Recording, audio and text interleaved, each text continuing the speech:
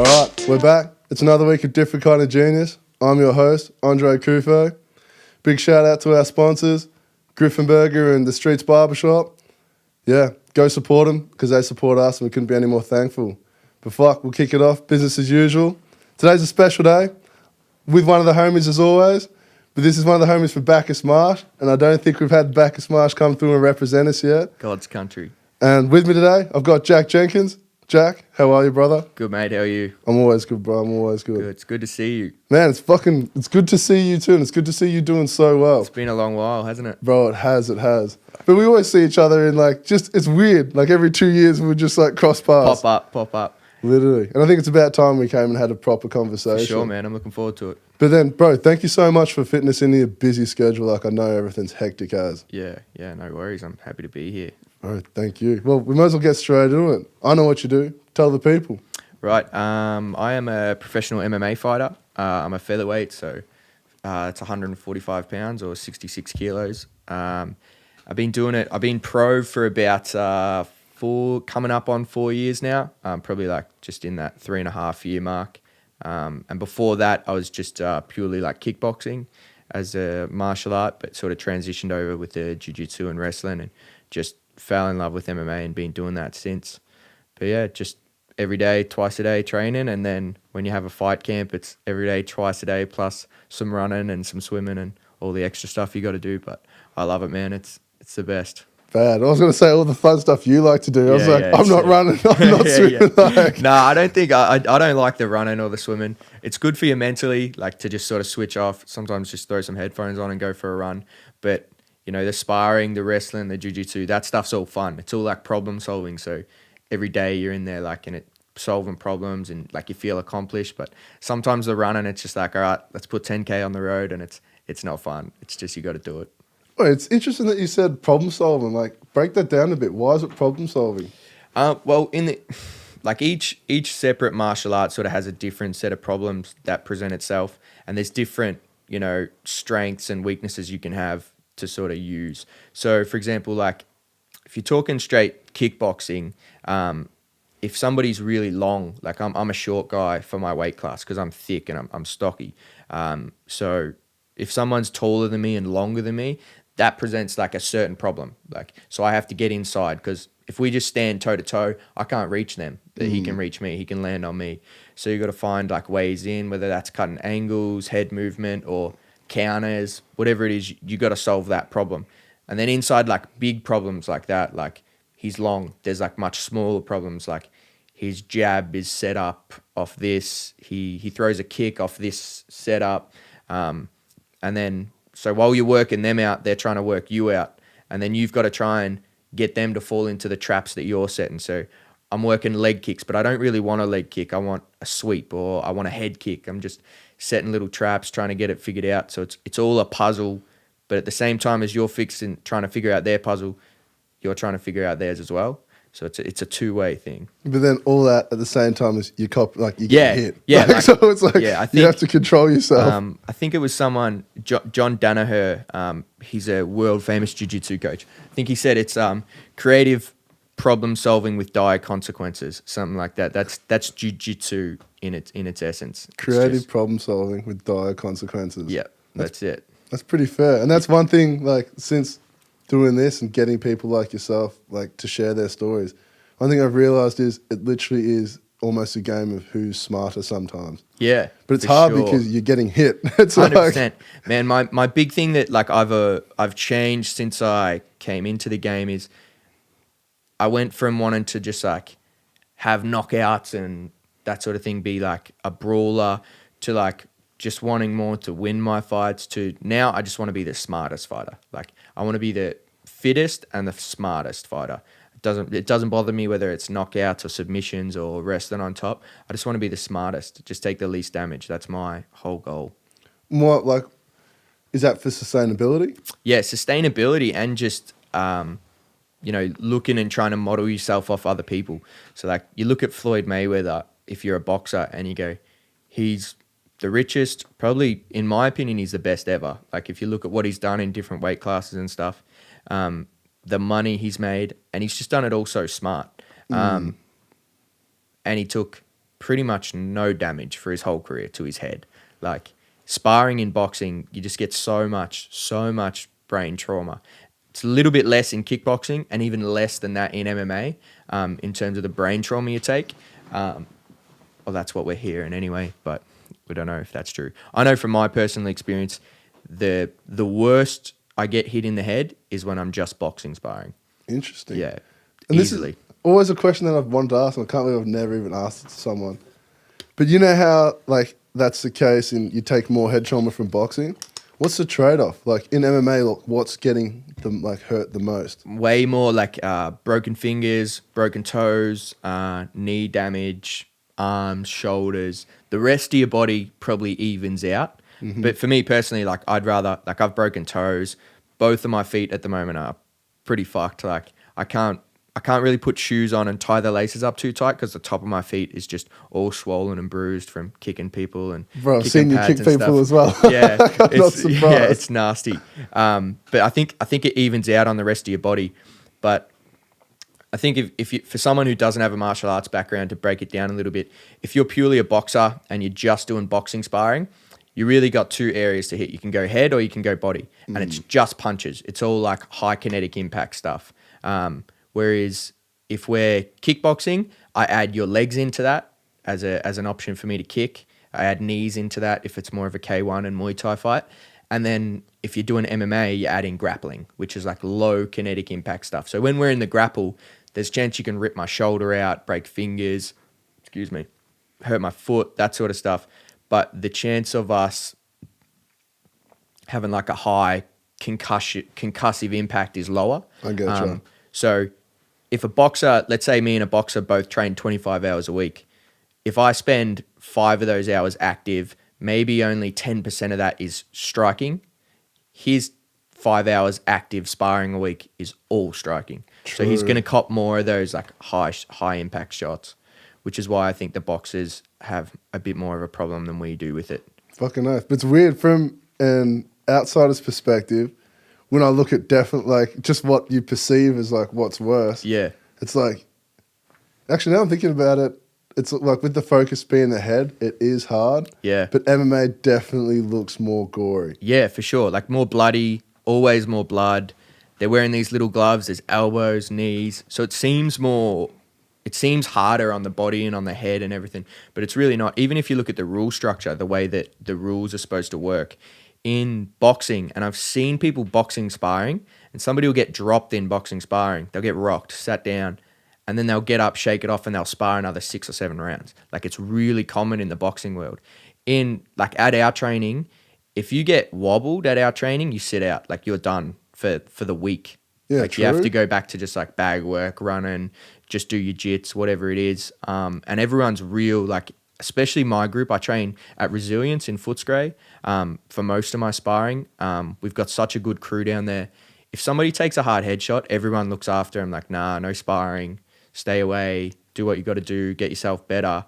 And people are always conscious of making sure that if you hit him too hard, you kick him in the head and you drop him, he's out for a week, 2 weeks, 3 weeks, you miss a partner. You know, he misses his training, so we all look after each other really well. And just I think the whole culture, as we get more aware of like brain trauma and stuff, everyone's starting to switch on and be like, hey, let's try and adapt our training so we're still improving our skills, but without taking that damage. And it's a stupid question because, and like you've already more or less given me the answer, but is that something that you do think about? All the time, man. Yeah. If you'd ask me, girlfriend, sometimes I can sit awake in bed at night after taking a few headshots, and you sort of sit there thinking, fuck, like, is this going to come back? Am I going to feel this when I'm 60? Am I going to feel this when I'm 65? And sometimes like somebody will say something to me like, stop slurring your words. And like, it's just a smart ass thing. As you can probably tell, I don't really slur. But they'll be like, why are you slurring your words? That's enough to make I'm like, oh my God, am I slurring my words? What's going on? Have I copped too many shots? When in reality, I know just compared to like the average boxer, the average kickboxer, even the average MMA fighter, I don't take much damage. Like if you look at my 7 fights that I've been in, I haven't really been hit. Like True. You can go back and look at every minute of every fight. I haven't really taken a headshot. I've not been rocked once in a fight. I've not like taken a heavy kick to the head or anything like that. So in terms of damage I've taken, I'm on the safe side, and I train like that too. I won't train with certain people. I won't train with people too heavy for me. I won't train with people I don't know.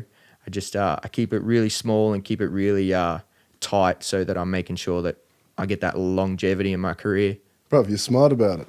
100%. And it's funny because it's like, it really challenges a lot of stereotypes. Everyone's like, 100%, fighters bro. can't talk, fighters Yeah. aren't smart. But it's like, they're probably some of the most calculated people I know. 100%. Yeah. It was actually funny. The other day, I was having a drink with my friend and his girlfriend, and they come to my fights all the time. I'm really lucky my friendship group and community kind of supports me like that. But he came and his missus came. She always comes. And she said to me, oh, my mum said the other day, I cannot believe you go to those fights. I can't believe it. And she said, I think my mum's opinion would be different if she met you, because the image of the cage fighter is like, you know, the thug, the street, you know, it's just blood, gore, blood sport type thing. But when you meet most people involved in the game, they're actually usually pretty eloquent, pretty smart people. And it's just a way of them to express themselves, I think. Literally. And it's funny, it's so funny that you bring that up, because I was talking about that last week. It's actually so important that there's that pathway. Because let's be real, if they're not doing it in the cage, like, people still need to get this out. And it's going to 100%. happen on the street. Of course. So you'd rather it in a professional environment where people can take it serious, and not only that, are getting paid. Yeah. And Get paid. And like, even if you don't, like, there's so many pathways for people to get paid from it now that don't involve fighting. Like, you don't have to be an MMA fighter to get paid off martial arts anymore. Give us some examples, bro. Like, there's a guy from Melbourne. Well, I think he's from Adelaide originally, but he did most of his training in Melbourne. His name's Craig Jones. He's like world famous in jiu-jitsu at the moment, just BJJ. And you know, I don't know figures, but I know he's making bank off it. Like, he's going around the world doing seminars now. So what's the biggest competition in the world for grapplers is called ADCC, Abu Dhabi Combat Club. Basically, the best grapplers from over the world. You can be a wrestler, you can be jits, you can be whatever you want in the world. You come to this event and you have to qualify for it or get an invitation. And then the top 16 in the world in your weight class just fight and get to the one man at the end. And he had this breakout year where no one knew who he was. He won the Asian trials and then went to ADCC. No one knew him. And then all of a sudden he submitted 3 world champs in one comp and then got to the final, and like he got done in the final, but it was just such a blow up moment for him. Since then, seminars in Thailand. I actually went to one when I was there. It was pretty dope. Seminars in New York, seminars all over America, all over Europe, where it's like, you know, $120 a head for an hour of his time, and you get 50 people in there. It's like, it's really good money in that jiu-jitsu sphere. But there's also like my coach in Melton. He's never had a fight, but really good calculated martial artist. He opens a gym and passes on what he can to kids mostly. His focus is the kids, the younger people, but also to fighters who are a little bit on that higher level as well. So there's lots of options where you don't actually have to be a fighter, but you can use your martial arts and that way of expressing yourself to make a living. Straight up. And it's actually very important that you brought that up, because I was just thinking of it from a fighter perspective. But now that I'm thinking about it, there's everything. There's nutritionists, there's chefs. Like, that whole package has just created so many other occupations. 100%. And if like this is a world that you're like fond of in any way, but don't like to fight, it's like you can actually find your place in it. Yeah, for sure. And it's like that the percentage of people who are willing to step into a cage and get into a fight is so low. But the amount of people who want to go to a gym and learn off someone is, you know, pretty high. Most people, you ask most people in the world, would you like to have a bit of self-defense as a skill? Not as a sport, but as a skill. Yeah, most people would. Would you like to be more fit and more healthy? Most people would. You know, so you can achieve those things out of a membership at your local gym. Mm-hmm. But then it's almost like the pitch. Because in reality, like, who does not want to be able to defend themselves? Exactly. And like, especially in the world we live in, like, there are literally 14-year-olds that are going to be with you in Thailand, like, learning how to fight. Yeah. So there's a 14-year-old out there that can choke you out. Bro, the progression in martial arts, like especially jiu-jitsu, but all martial arts over the last like 10 to 15 years is just crazy. Like, there's kids that I've coached and I just think these kids are going to fuck me up when they're 16.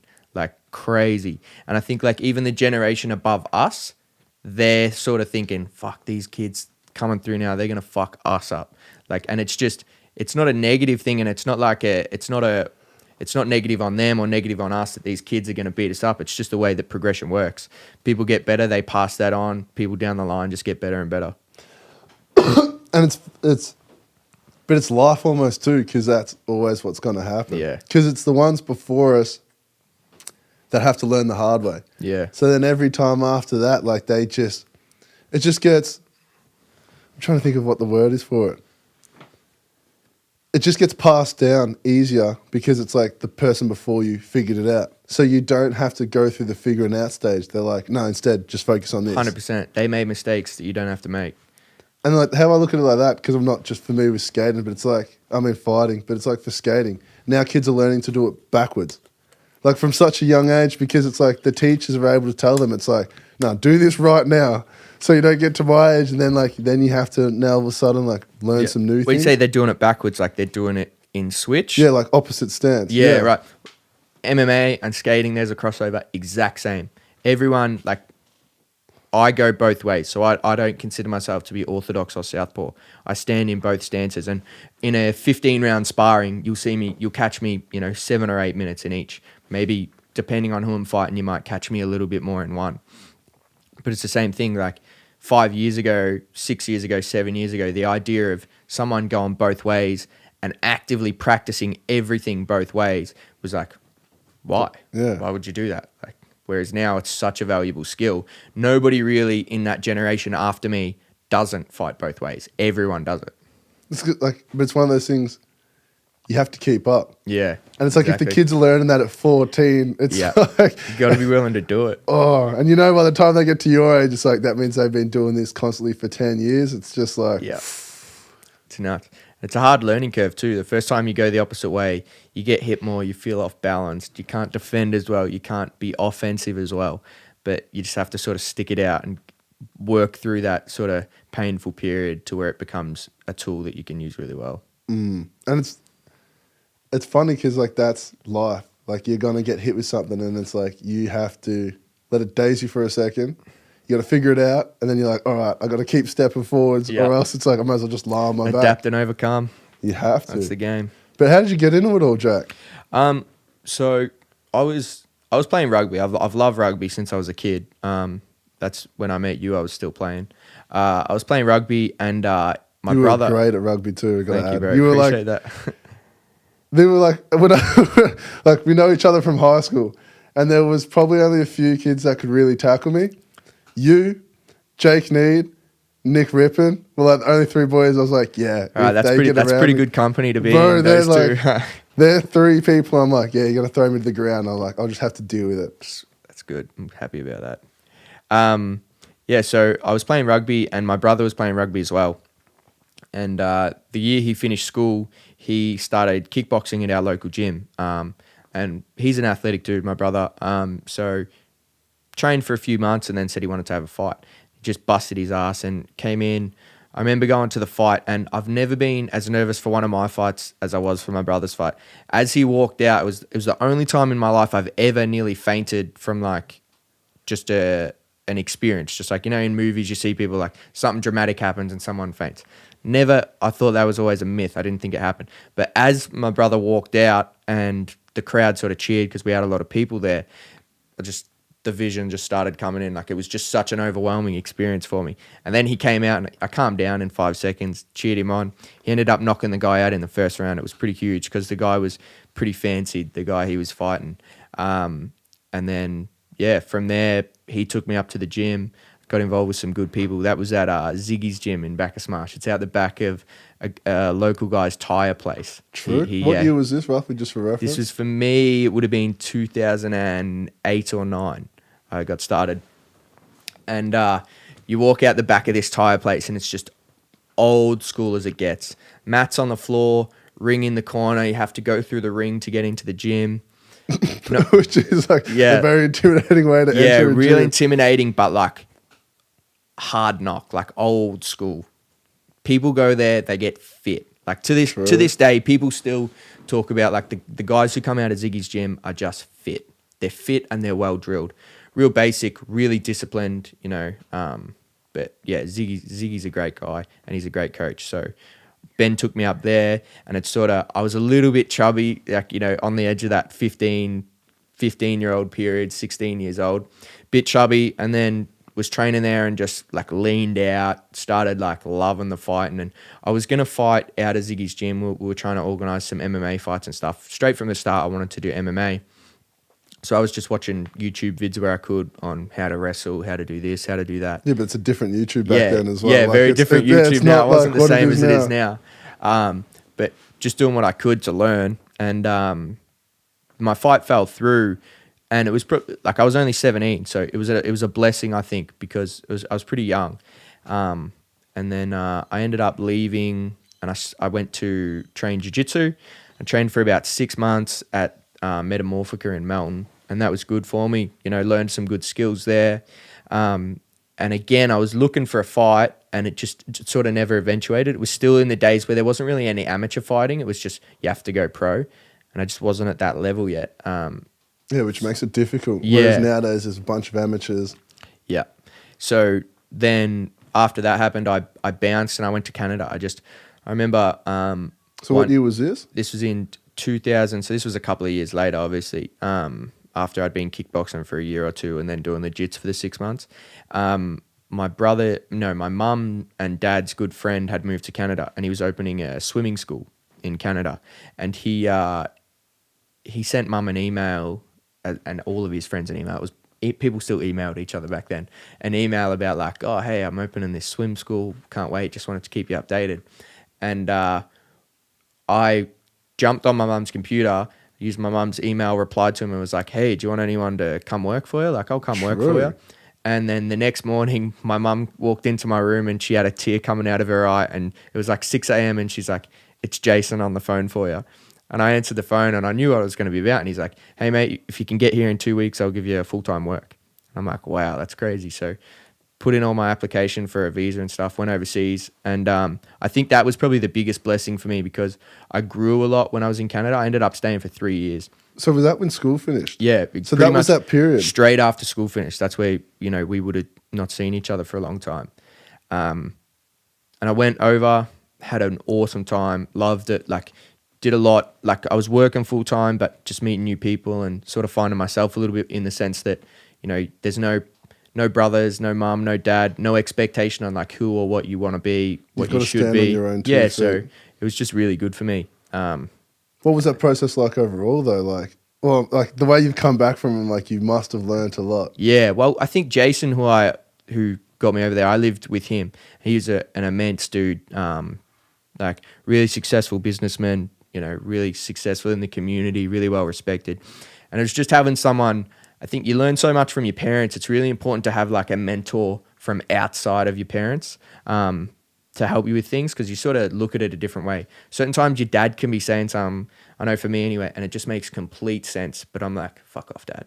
I don't want to hear it from you. Like, you know, whereas having that mentor from an outside role come in and sort of help you work through your problems and stuff is really, really good. Like conflict resolution, we like Jason helped me with a lot. Like if you're having problems with someone, how to fix it up. Give an example. Like what are things that he taught you? Like just especially for conflict resolution. Yeah, that's a massive one. So like conflict resolution stuff. One of the big things we worked on was like it was really workplace oriented, but you can like use it everywhere. It was like just never talking about that problem. Like if I had a problem with Dre, not talking about my problem with Dre to Liam, like it's pointless, right? Just going to the source of the problem to fix it, and just being able to talk about the impact on you of the problem. Like Dre's being rude to me. What's the impact of that? Like how does that affect me? How does that affect our relationship? And just being confident in having a plan of where's this conversation going to go? You know, what am I going to do when it goes there? Just being able to, you know, deal with different ways people might react to that. True. And it's about like, and that's one thing that you're just forever going to learn from that experience. Yeah. But the outcome is you have that confidence where if something's bothering you, you address it straight away. 100%. Rather than... And it's like a slight it's a slight bit of uncomfortability like in the moment, as opposed to being uncomfortable around that person for long term. Yeah, it's like you'd rather deal with it now than have to speak on it. Like you'd rather deal with it now than just pretend. Yeah, because you 100%. feel it. Yeah, because you got to fake. Like, and anytime you're faking something, it's not good for you. Like, it's not good for your soul. I think. Like, It isn't. if I got a problem, I want to speak about it straight away. It's important. Yeah. And that's, yeah, fuck. And it's important to have mentors in your life to offer that sort of guidance. Like, as Yeah. you said, if the same people are always telling you something, there comes a point in time where you're just like, just leave me alone. Yeah. Yeah. And then 100%. the minute you hear it from like a fresh mouth from someone that like, an outside source and someone that you look up to and respect as well. Like you know, that's probably the key as well. Like someone who is speaking from a position, not necessarily like of wealth or of, you know, high caliber as a person, but just someone you respect as who they are. 100%. And it's like, because you value that. Because it's like you acknowledge their situation. Yep. And it's like, you're like, well, if he's got this far and that's how he thinks, it's like, I definitely need to start adopting certain behaviors that he's done in getting here. Definitely. And it just makes life so much easier when you address a problem straight away. Than 100%. having to like sit there and Yeah, just like definitely. eat you up. But it's annoying, like you have to, it all has to be dealt with eventually. Yeah.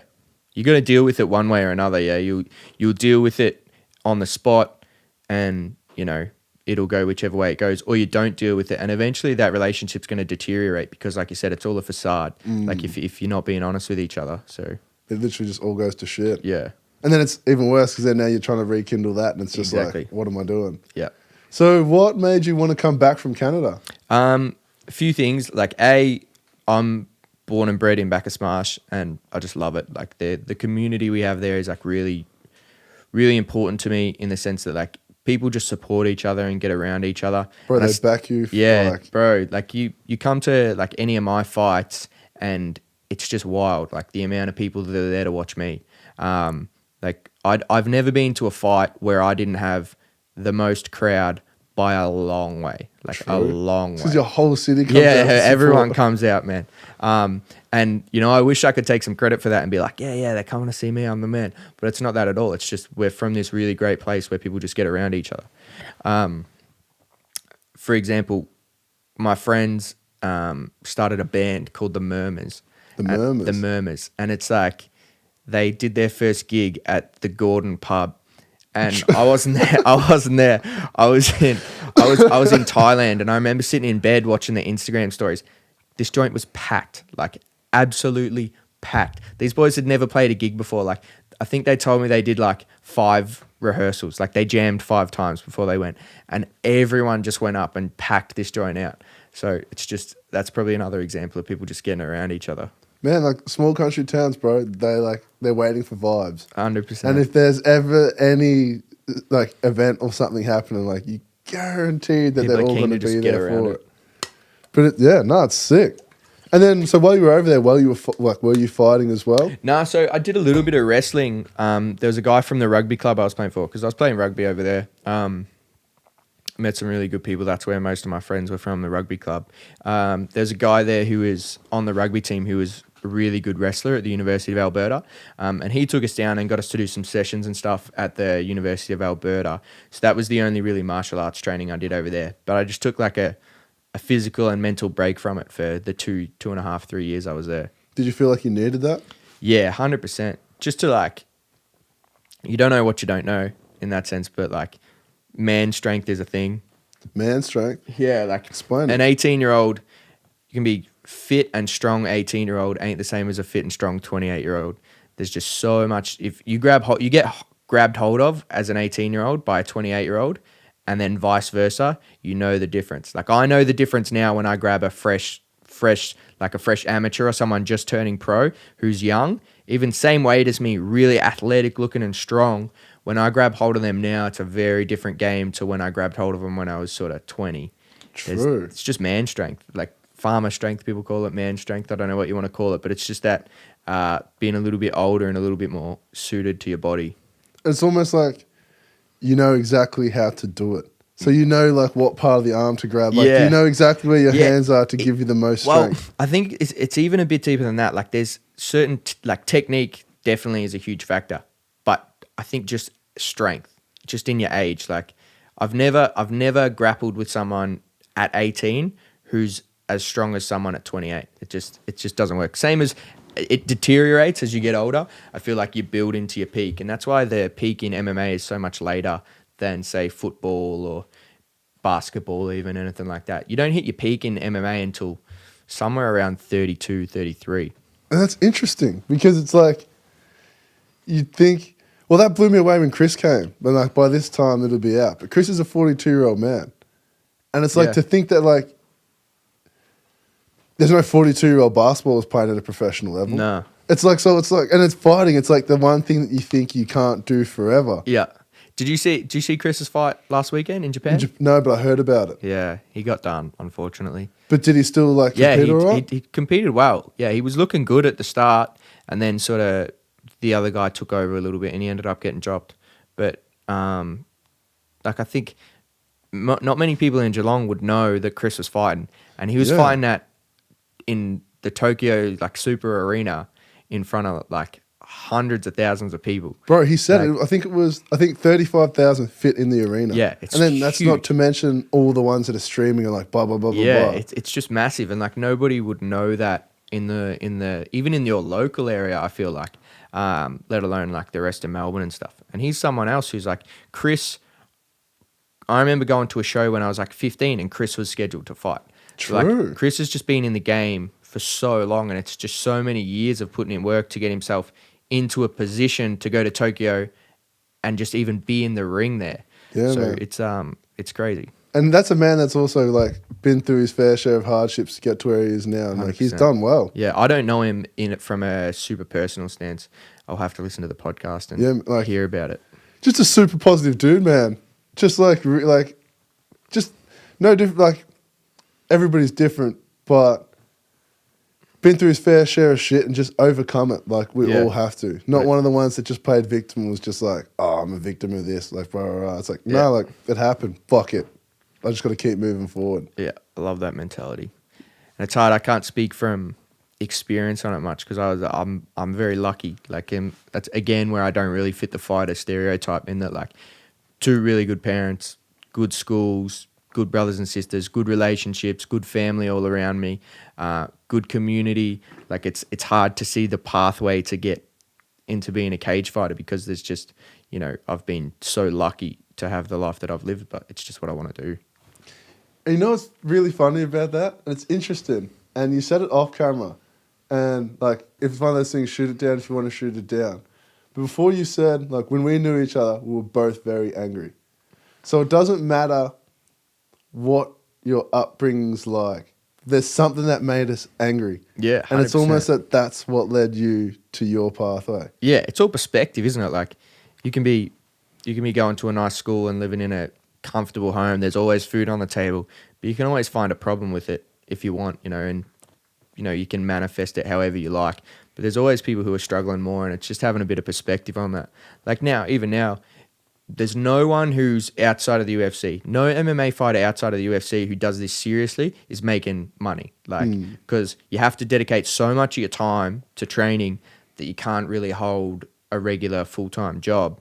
So you've got to pick one or the other. And I've seen lots of my training partners and stuff who drop off because, they might have been talented enough, they might have been good enough, but they were just done living rough, broke, like done being broke day to day, and they just wanted a full-time job. And smart dudes that can do anything and earn relatively good money, they just wanted to do that, which there's nothing wrong with that. It's just that you have to be good at anything. I feel like you have to commit to a certain amount of time of just being at that bottom. You got to be the bottom feeder before you can grow anywhere, bro. And it's like there's no other way to get to the top. Yeah, because what is like. It's funny. Like that's why I love doing stuff like this. Because every week I just realize it's like, how are you supposed to experience like the highest of the highs, like literally without like starting from the very bottom? Yeah. Because you don't know what the difference is. Yeah. Otherwise it's just all sort of the same. Yeah. Highest to highs to lowest to lows. Like I don't think there's anything that encapsulates highest to highs to lowest to lows more than fighting. Like the UFC have a segment called The Thrill and the Agony. And after most UFC events. They just put together these clips, and it's like some winners and some losers, and just how they react differently after the fights. And after the fights, usually for the winners, it's just like ecstatic, like as happy as happy gets, over the moon. However many years of work you've put in long term, however much sacrifice you've made long term, turned into a 2 or 3 minute like period of just loving it. And then the other end of that is the same amount of work, the same body of work, the same sacrifice that turned to a loss for you. And it's just, you see these fighters break down, and it's just like, it's heartbreaking to watch. Like I won my first 3 fights really convincingly, and then I lost 2 in a row. And after the first loss, it sort of hadn't really hit me yet. Like, it was disappointing. I was definitely shattered, but it didn't really, the way that fight played out, I was winning most of the fight, just made a mistake. It hadn't really, it was like, I'll just go again, and it's nothing. Whereas when I lost the second one, it was like really tough, because it was like, shit, can I do this? Like, am I, maybe I should quit. Like, you know, I never really entertained the idea, but you do get those, you know, anyone who says they don't have those feelings after a loss or something is just a liar, I think. Like, you look around and you think, you know, fuck, should I do this? You know, I'm relatively smart. I could go get a job. You know, I'm easygoing. I'd do whatever for work and be happy enough. But you just like, nah, this is what I want to do. I'm going to keep going. And I remember, when you know it's what you want to do. Yeah, 100%. And then after my comeback fight, I took a bit of time off and just worked on the holes in my game and worked on some of the mental side of things. And when I came back, I fought, and the commentator came up to me before the fight, and he said, how do you want to win this fight? And I said, I don't want to finish the fight. I want to go 15 minutes, all 3 rounds, and I want to win every round convincingly. And he said, so if the opportunity to finish is there, you're not going to take it. That sounds strange. And I said, look, if it's blaringly obvious and it's in my face, I'm going to finish it. But my goal isn't going to be to finish. It's just going to be to dominate the fight. And I won that fight, and I got 2 of the judges scored at 30-25. And best of my knowledge, I'm the only person to ever get a 30-25 on Hex, which is Australia's biggest show. So I dominated that fight. And I remember I went out the back, and they put you in a room while they wait for the doctor to check on you. Is this after the fight? After the fight. They put you in this room. Wait here, don't move until the doctor comes and checks on you. I sat in that room, and the doctor walks in, and I'm just bawling my eyes out crying. Just like uncontrollably, no thought behind it, no like rationality behind it, just bawling your eyes out, because it's like you've put so much time in and dedicated so much to it, and you get the result, and it's like just like relief. True. Because, fuck. Yeah, it's just clicked in what you like were explaining, because you had the 2 losses. You had the moment of where you're like, should I quit? Yeah. And now you've come back, and like you had that person like suss you. Yeah. It's like how do you want to win the fight? And you told him how you'd actually win it, like the best way to win the fight. Did like exactly what we planned all fight camp, exactly the way I wanted to do it. I was fresh. I was like fitter, stronger. You know, the problems and mistakes that I'd made in my previous 2 fights were on the ground. Like, I just rushed to try and finish when I'd got someone hurt, just rush, try and finish, because my first fights, people just went away easy. Not easy, but when I was on top and punching, they didn't want to be there, and they found a way out. Whereas the next 2 guys, exact same scenario. I got on top, I was winning the fight, I was punching, but they were comfortable, they were veterans, they wanted to be there. True. So I overextended myself and got caught. So then in that comeback fight, it was the opposite of that. I put them on the ground, I stayed on top, but I stayed calm. Just won the fight, just dominated, move position, wait for them to move, dominate the next position, move, dominate the next position, stand up, go again, take him down again. It was just a sort of like an evolution of my fight game to be smart rather than just be more athletic and more explosive than everyone. And then and then it's a reward. And it's nuts to think that, and it was probably one of the first times where you were properly alone with your thoughts, like waiting for that doctor. Yeah. Like you were just able to you were like, fuck, I've been in this situation twice previously and it wasn't the outcome I wanted. And it's like, I finally now got that outcome. 100%. Yeah, that's, bro, and that's powerful of you even to acknowledge. Yeah. Do you know what I mean? Like, yep.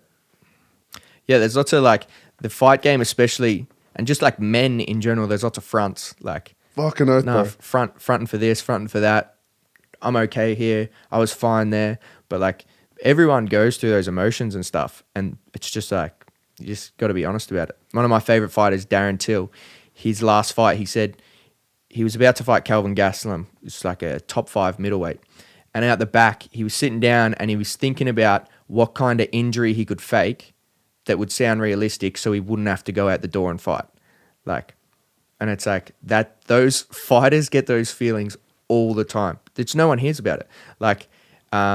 This is all news to me. Yeah, so there's a guy in the UFC who I know, and the way that the UFC works is that blue corner stays on one level of the hotel, red corner stays on the other. And then red corner goes down and gets the bus to the fights in the morning. Blue corner comes down and gets the next bus. So you're separated from your opponent. Yeah. And the kind of thoughts, he goes, yeah, I remember you sit on that bus and you're driving along the bridge or whatever city you're in, Vegas, wherever. And you just think, fuck, you know what? If this bus crashes or if that bus crashes, we won't have to fight today. If their bus crashes or my bus crashes, crazy thoughts, just because you're so scared, about what you're going into. It's complete unknown. And you get to a point where you feel it and you love it. All these feelings, you do fall in love with it. It's a weird juxtaposition to love something so much but be also kind of terrified of it. But you go out the back. I went out the back for my last fight, and 2 of my training partners who I train with nearly every day were out the back in the same dressing room, and we all sort of smiled and laughed at each other. And then I was like, oh, how was your day? And they're like, yeah, good. How you feeling now? And they look at me, they're like, why the fuck do we do this? It's just crazy. And you know why you do this, deep down, but that you kind of have this body reaction of, why the fuck are you about to put me in a cage for a fight? It's weird. There's so much that you just said that I didn't want to unpack from that, but I think you said it all so well that there was only so much I could really do. So I guess, why do you want to do it? Because that was really interesting that you said that. There's a few different ones. I love to compete. Bottom line, I love to compete in training. You ask all the people that we train with, most of us really want to win, and even within that small, really highly competitive group, I'd consider myself right up the top of that. As soon as you said that, it just flew me back.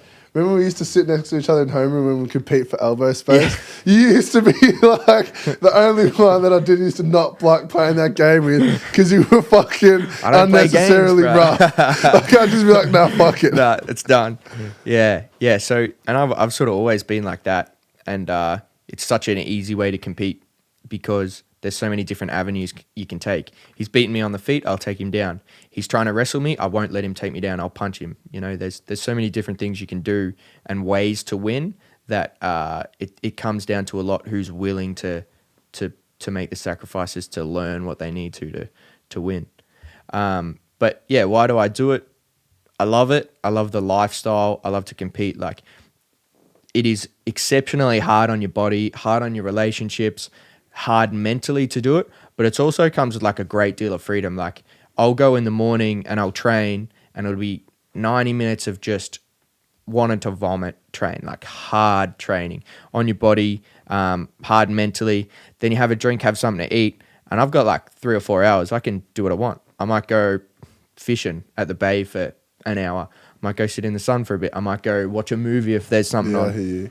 I might have a nap depending on the day. I might go do some meal prep. There's a great deal of freedom because I've got this time, and then I go back to training at night and it's another 2 hours or 2.5 hours of grappling hard, bag work, pad work, whatever it might be, strength and conditioning. Tonight I'll go back to the Marsh and it's my strength and conditioning night on a Thursday. So it's an hour of hard strength and conditioning. And then I shoot off from my gym where I do my strength and conditioning and go straight down to my jiu-jitsu gym and do an hour of jits. But you get a heap of freedom from it. But probably the last thing, somebody asked me a while ago, right before a fight, it was my coach's dad actually. He's like, why do you do it? Long term, why do you do it? I said, just on the spot, I said, I don't think I do it for now. I think you do it for the person you become on the way, because you do get changed a lot. Being a fighter, it's hard emotionally and physically. And anything you do that's hard, both emotionally and physically, is going to make you a bit better person in the long run. And I think a lot of fighters, there's not many fighters who come out of the game sort of 10 fights plus and aren't pretty good people, pretty, good at dealing with adversity, good at dealing with problems, good at adapting. There's not many people that come out of the fight game that don't have achieved a lot of skills from it. But bro, you need to. And it's like, and it's funny because sitting here now, it's not until we had this conversation where I've realized like how much you have actually genuinely leveled up. Thanks, bro. I appreciate that. Like you really... You try, like it's good to get that recognition because you do try, like every day you try and grow a little bit, grow a little bit, grow a little bit. But obviously, you know, you can only self-reflect so much. And if you're around the same people at the same time, you're always sort of growing together and they see that evolution. But with someone like you and me, who we spend so much time apart where we haven't seen each other, to come back and see what each other has sort of evolved into, it's like, that's pretty cool. Because it's the same thing here, like coming into the studio here and stuff, it's dope. You got good setup, good people around you. You know, obviously as a person you've grown, so it's cool to see. Bro, it's like, who would have thought? And I can't remember her homeroom teacher's name, but I bet you she would not be sitting there thinking like, oh yeah, you two will do that one day. It's I doubt it. It's like, no. But like, man, that's all credit to you. And you're 100% right in that, like the 10 different stages of like, if you've had 10 fights, you've pretty much experienced probably every emotion, every sort of physical pain that you could possibly go through. You can even shorten that. You can go through pretty much all those emotions in 1 week. The week of the fight is just crazy. So we go like, most people have to cut weight. When I say most, like 99%. So me personally, right now, like sitting on this couch, I'm about 75 kilos. I fight at 66 kilos. So during a fight camp, in the sort of 8 weeks up, just because I'm training so much more and I clean my diet up a little bit, because right now I eat healthy sort of 6 days a week. On the 7th day, I'll go out for dinner and have whatever I want. Like, but in the fight camp, it's none of that. It's super clean. Every meal pretty much, snacks, everything planned out, calculated. And then I get myself down to about 72. But that 72 to 66, I still got 6 kilos to lose in 1 week. So it's like super disciplined on what you take in. You're hungry. You're a little bit tired. You're a bit angsty because you know you've got to fight Friday night. And then the weigh-in day comes. I usually wake up with still about 1.5 or 2 kilos to cut. So you're already hungry. You're already tired. You're already dehydrated. You've got to get in a sauna and you got to sweat that weight off. You sweat the weight off. You make weight. I do it pretty easy now. Like I'm pretty scientific with it, and I don't really struggle to make weight at all. But it's still a mental challenge. I still say this to everyone. Doesn't matter if you're cutting 1 kilo or if you're cutting 5 kilos. It's still mentally tough. And then you go to the weigh-in, face off with your opponent. You know, do whatever else you got to do. Get your medicals checked by the doctor, and then that's like a hard thing to do. To get once you weigh in, there's kind of a relief. It's like, made weight. I'm good to go here. And then as soon as you've made weight, you eat, you drink, it's just like, oh shit, now I've got to sleep and fight tomorrow. And you wake up fight day, it's a whole nother round of emotions. And then you go out the back and you see your opponent walk in and you're getting your hands wrapped. It's another round of emotion. And then you hear your song play and you walk out and you just get that hair up on the back of your neck. It's nothing like it. Bro, I'm just like, as I'm sitting here listening to all that, just from everything that I've observed, just from watching fights, the weigh-in's so important. And like you always hear about how it's so important, like the eye contact, et cetera, et cetera. And it never made sense as to why. But hearing all of this, I'm like, fucking oath, you're sitting there, you're basically shitting yourself. Yeah. You have to stare the dude you're about to fight in the face and show him you're tougher. Yeah. And there's so much like, like, Jesus. You like, do you like Israel Adesanya? Do you know the Style bender. I don't know if you've seen it, but there's this really cool thing out at the moment. In his interim title fight with Kelvin Gastelum, they were 2 rounds each going into the 5th round. Kelvin had 1-2, Izzy had 1-2. They were both beat up, both gassed. And they're about to walk out for the 5th round. And Izzy stands up and he looks across the ring at Kelvin and he goes, I'm ready to die. He just says it straight up, I'm ready to die. And there's a gif of it now. And his lips all blown up, his eyes all swollen. And they put the subtitle on of what he says. And you're like, that's pretty gangster. And he come out and he was ready to die and he did what he had to do and he mopped that 5th round and now he's a world champ. Bro, it's like, that's why it's like you're a different breed. And like, yeah, it's different. Like you like, but there's like in so many different ways. Like you have to like, everyone thinks, oh, you just have to be a big brute. It's like, that's not really, like you have to be mentally strong. We get lots of big brutes come through our gyms, lots of them. big brutes are the last people that stick around. Bro. They're the last people. They don't like losing. They like to be the top dog, whatever they're doing. And it doesn't matter if you're the best person in the world, you are always going to have days where you're not the top dog. Like the best people in our gyms, I'll speak yesterday, Jake Matthews, he's a welterweight in the UFC. Yesterday at training, he was just on. He smashed everyone at training on the floor. And then he'll have his days where he's not on, and he'll get beaten up by someone else. Maybe Cal Potter, who's also in the UFC. Maybe Jimmy Crute gets on top of him and makes him feel bad for that day. But in this sport, if you're not comfortable with losing and coming back from losses day to day, you just won't last. And a lot of those big brute types that puff the chest out kind, they don't like that concept of being beaten up. I mean, not by someone who's not by someone, yeah. Just like they just, and it's funny because, and they're the ones that have to be really careful now. Well, Yeah. that's like, man, I say it all the time, especially here. Like we've had people that have sat here who've like just experienced horrible things, and I'm like, you would be pretty stupid to fight in the street these days. Doesn't matter how big you are. Like there's literally someone your size who will choke me out in like 2 seconds. Yeah, but even like the other end of that, like hand-to-hand combat, I'm gonna back myself against. You'd beat the shit out of me if we boxed. 99 out of 100 people on the street. But there's no, like a street fight, there's like somebody comes and hits you in the back of the head. Somebody pulls out a knife, stabs you in the neck, you're gone. There's so many variables. You just avoid it at all costs. Avoid it at all costs. There is absolutely, apart from the very last line of self-defense where you're getting attacked and there's no option but backs against the wall, you got to go.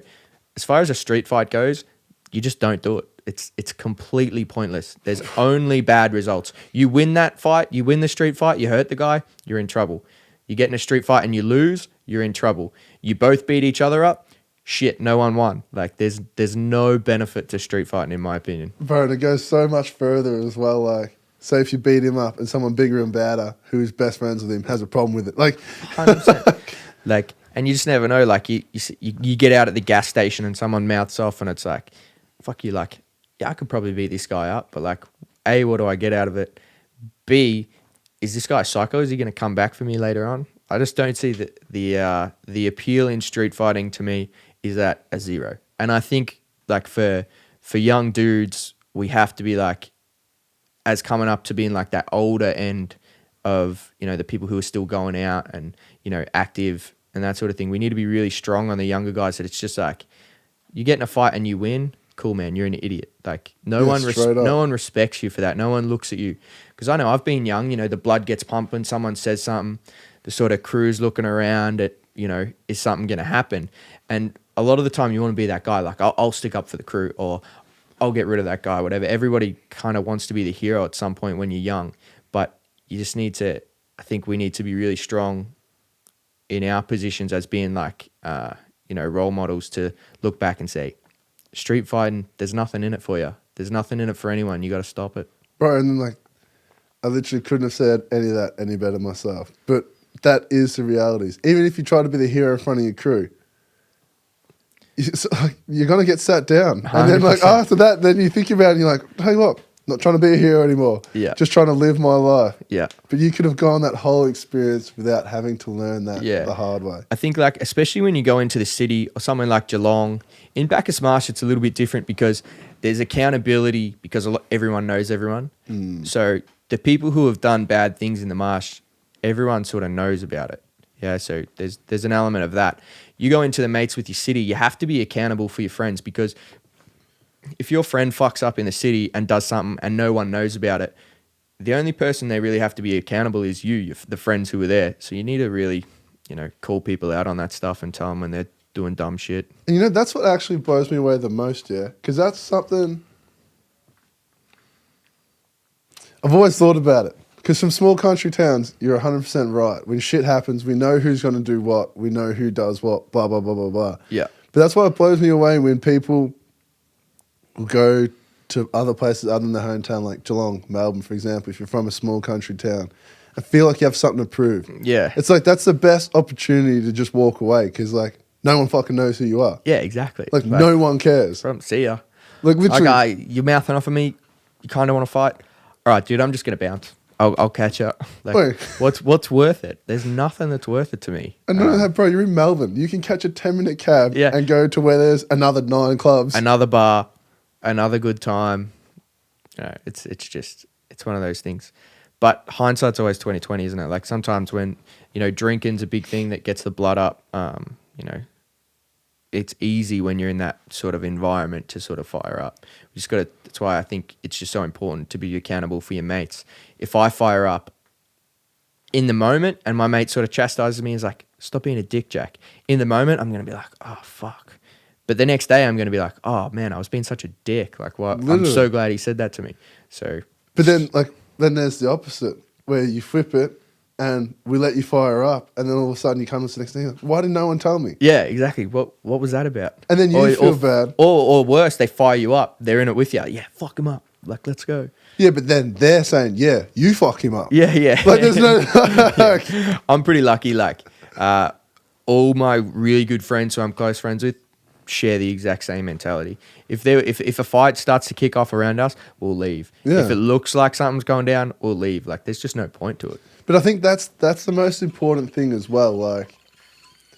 And because it comes down to it, like, we understand what happens in all the environments we go in. Like, no one's surprised by any of it. Yeah. But it's on just being the, like... And there's always that one friend who's not as sober, who usually always says something, Yeah. and it's everyone else in the group is like, oh, no, like, shh.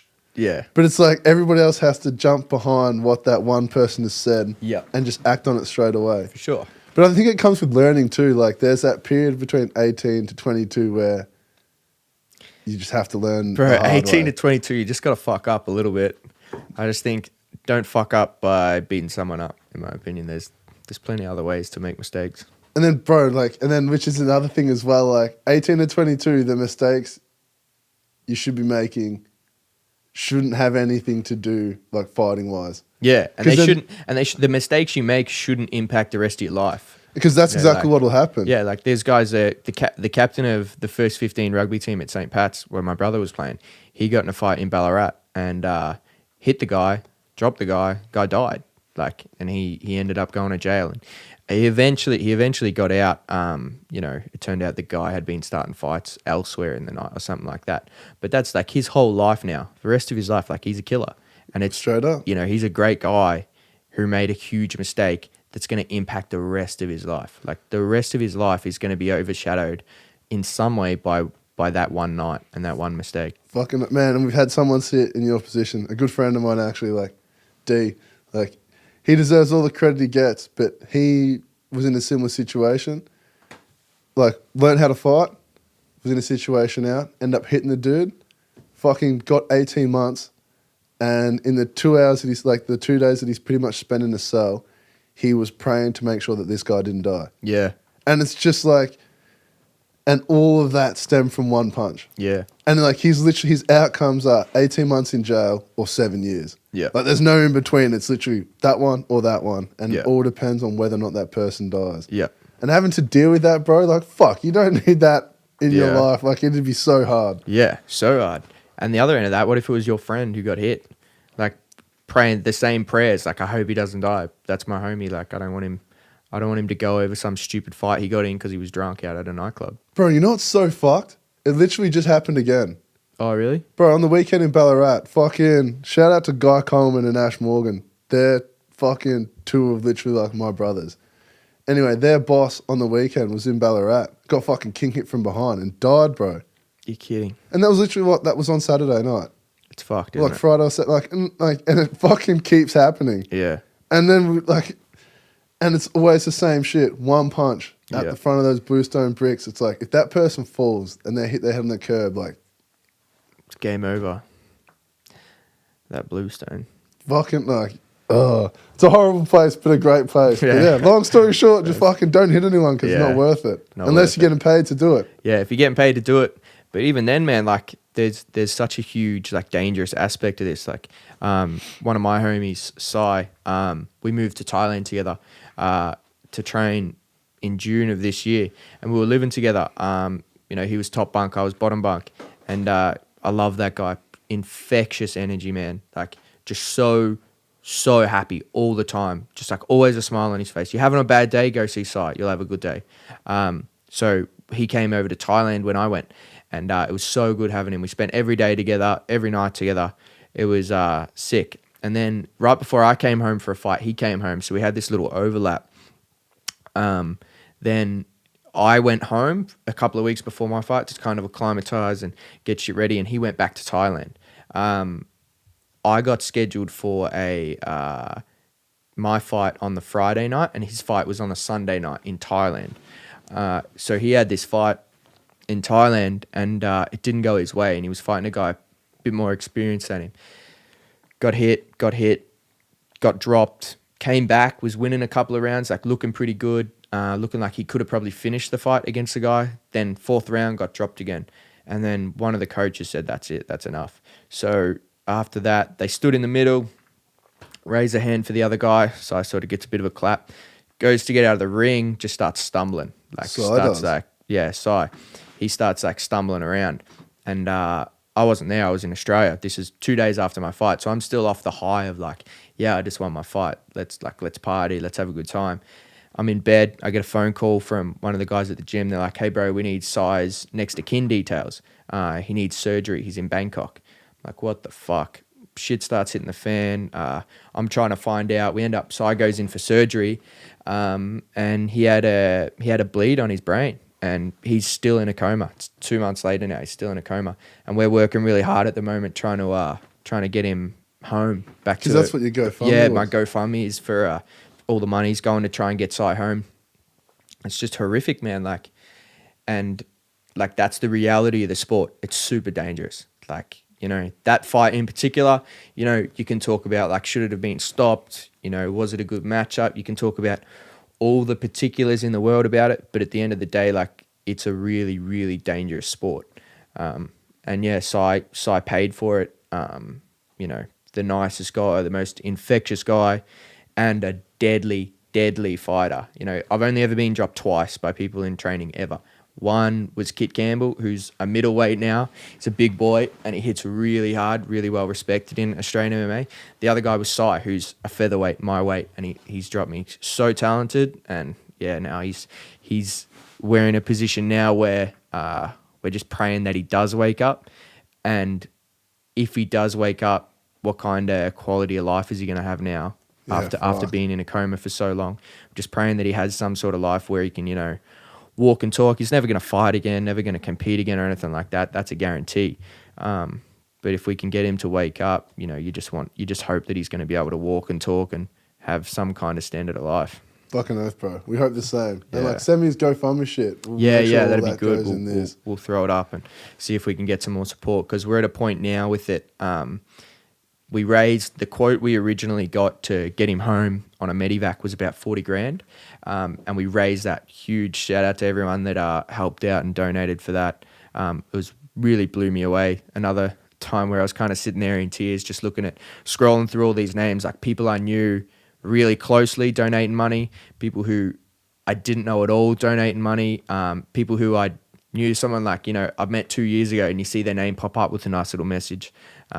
It was good. It was good for that. But with Sai having to stay in the hospital for so long, we're having to pay the bills. Yeah, so that money that was originally supposed to be for the plane is coming down. So when he does get ready, we're going to have to sort of fundraise a little bit more to get back up to that $40,000 quote, because Sai unfortunately wasn't covered under any insurance or anything because the fight was over in Thailand. Yeah, and it's completely different over there. Crazy over there. It's not you can't just go to the emergency room and they'll look after you. Nah, it's the Wild West. It's a Wild West. So yeah, it's devastating for us and our team and for Sai and everyone who knows him.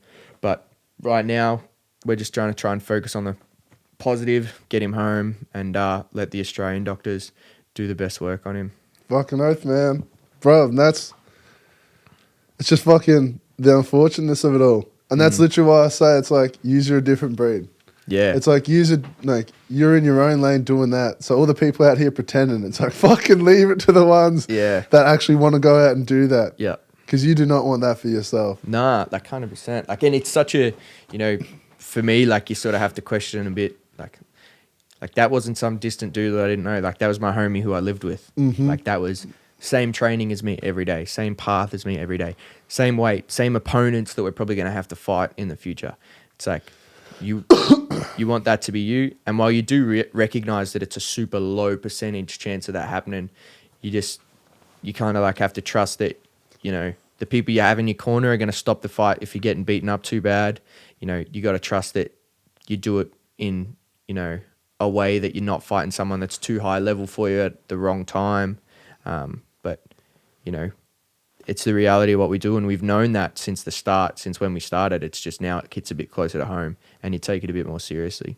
Jack, well, fuck, all I can do is wish you the best, brother, because from the sounds of everything you said, you can be as smart as you want, but it's the real world, isn't it? 100%. So it's Things like, happen. it makes complete sense why Yeah. you've changed your approach now, and you're like, fuck it, I'm going for smartest fighting, longevity, Yeah, and just to fucking make sure that you're always here with us. that's it. And I'm sure that'll happen too, bro, because I've seen you're a nugget. Like, it'll take a few, like, Yeah. it'll take a few things before it's like you're ever in that situation. Yeah, That yeah. won't happen. Nah, that ain't gonna happen to me. But fuck, tell us what's next for you. I know you got some shit brewing. I got some big stuff coming up. I'm in the like contract getting drawn up process of fighting in New Zealand in February. Fuck. That's on Eternal. So Eternal and Hex, like, you know, there's a bit of competition here. We got XFC and we got AFC and a couple of other promotions. But Hex for a long time was the premier promotion in Australia. Eternal, just through like grit and hard work by the owners and the promoters, has caught up. Like now Eternal and Hex are like, in my opinion, on par for top promotion in the country. So I've had all my last fights on with Hex, but I've sort of made contact with Eternal and they're pretty keen to have me over. And they're doing a UFC, a Fight Pass UFC event. So True. if you have UFC Fight Pass, you'll be able to watch my fight live. And it's going to be in New Zealand, and it's going to be the night before the actual UFC Auckland event. True. Yeah, so I'm actually really pumped about it because my training partners, Cal Potter, Jake Matthews, Ben Sassoli, and Jimmy Crute are all going to be on that UFC card. So we'll get to all go over there, and I just fight the night before them. So it'll be a really cool. I've not done that with any of them before yet, so that'll be a really cool experience. We're just waiting on opponent and the matchup and that sort of thing. But the other thing that comes along with that is because I'm coming off a couple of wins now. Fight week, if anything happens to anybody where they have to pull out, I got these guys who are, you know, in camp at the UFC who are, you know the people getting around.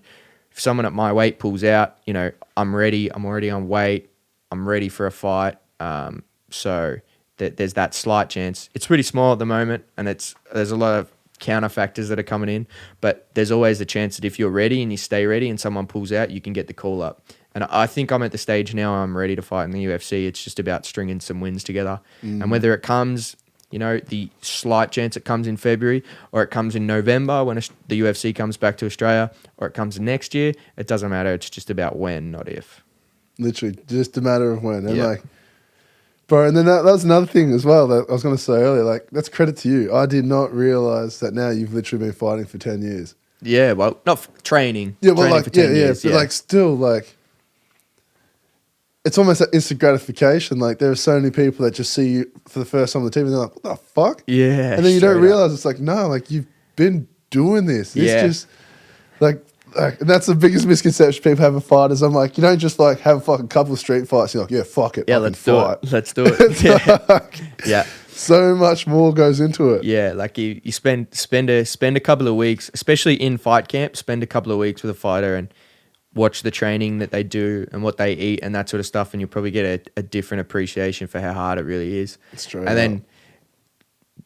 recognize that no matter what happens when he gets in that ring, one of them has to lose, and they've both sacrificed a lot. So, And like they both put just as much work in. It's Yeah. like, well, that's the thing. You try and hope that you put more in, and like you always sort of pride yourself on being that harder worker and putting in the extra yard and making sure your diet's the cleanest and you're doing everything right. that you've literally done everything you can Yeah. to guarantee a win. Yeah.